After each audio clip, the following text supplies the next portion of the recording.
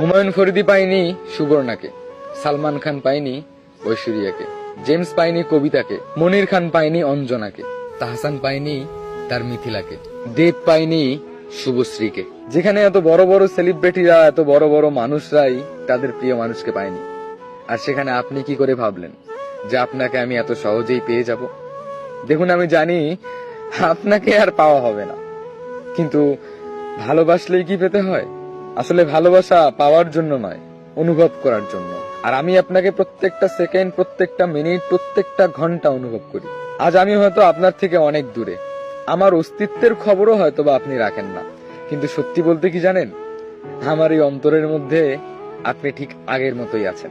সময় কেটে যাবে, বয়স বেড়ে যাবে, হয়তো জীবনও বদলে যাবে, কিন্তু আমার এই অনুভূতির কখনো পরিবর্তন হবে না।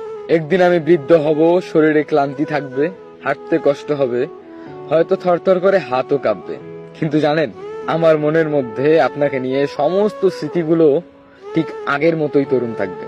আপনার সেই হাসি, আপনার সেই কণ্ঠ, আপনার সেই চোখের গভীর মায়া কিচ্ছু হারাবে না, বরং আরো গভীর হয়ে থাকবে। হয়তো বৃদ্ধ বয়সে কোনো এক সন্ধ্যায় আমি জানালার পাশে বসে থাকবো, বাতাসে হালকা শীতল পরশ থাকবে, আর আমি হারিয়ে যাব সেই ফেলে আসা দিনগুলোর স্মৃতিতে।